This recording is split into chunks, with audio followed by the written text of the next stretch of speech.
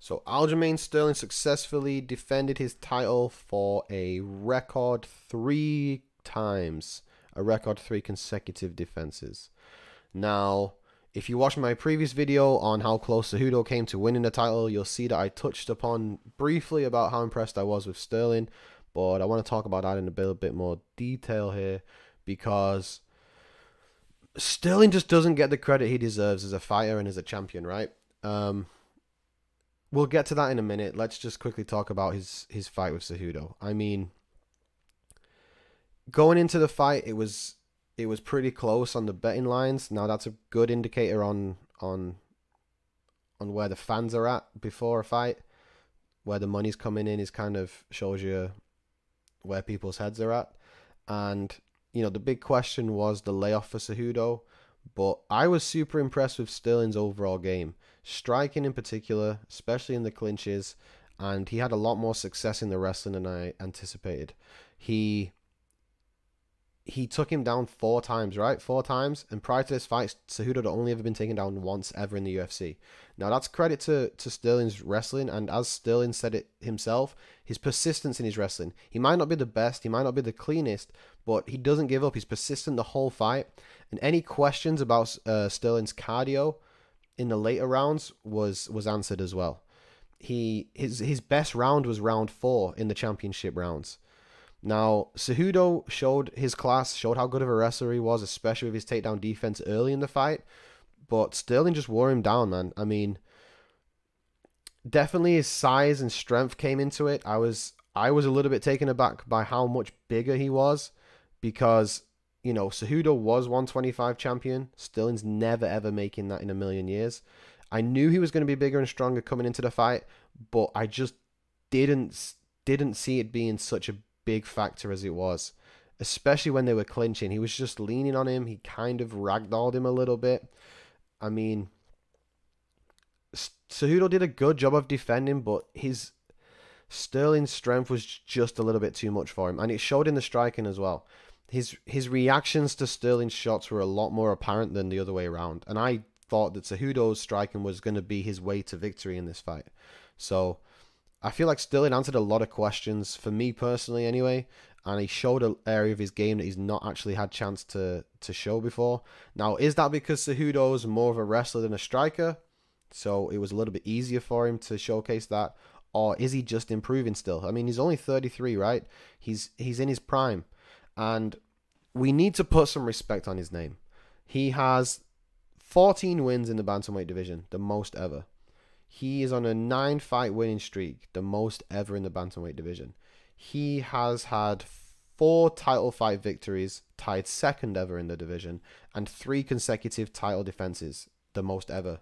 I think, is that tied with Dominic Cruz? If not, Dominic Cruz has defended 3 times, maybe not consecutively, I don't know. But either way, he's broke a bunch of bantamweight records. And just to put into perspective how many title defenses 3 is, that's how many Khabib made in the lightweight division. These smaller guys don't have as much of a longevity as the heavier weights, especially as a champion.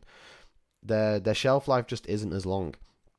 So the fact that Sterling's been this impressive for this long, people do need to put some respect on his name. Now, has he had a controversial title run? Of course, but let's just break it down, right? His DQ win over Yan, not his fault. We've had Mighty Mouse has come out and even backed him, saying, you don't know what it's like to be kneed in the head like that. He answered any questions, for me personally, in the rematch.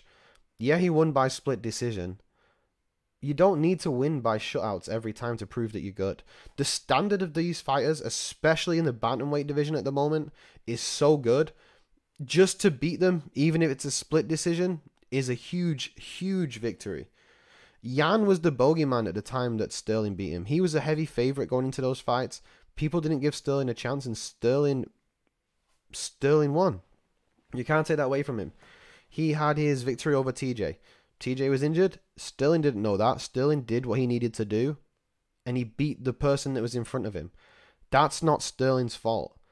Then a split decision win against Cejudo, who is one of the best pound-for-pound fighters in the UFC history, multi-weight champion, Olympic gold wrestler.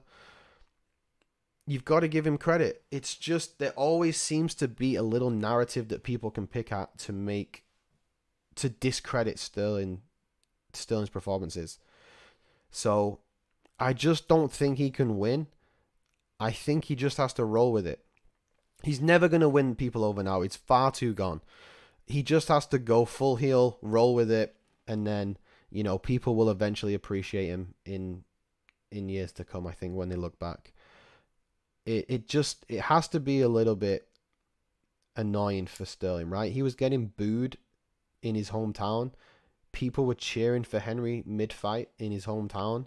That's got to affect you, right, mentally. The fact that he doesn't let it affect him, or at least he doesn't show that it affects him, shows how mentally strong he is as well. I think Sterling is very underrated still, even though he's obviously shown us how good he is. I think a split decision win is still impressive. You don't have to win by shutout. You don't have to win by like finishes to be the best. He wins. That's all you need. He's been the champion now for a couple of years. He's been on this incredible win. He's fighting O'Malley next. He's a heavy favorite against O'Malley. If he beats O'Malley, is the narrative that O'Malley's a striker and then we just discredit him again? So what does he have to do? Does he have to go up and beat Volkanovski? Is that the answer?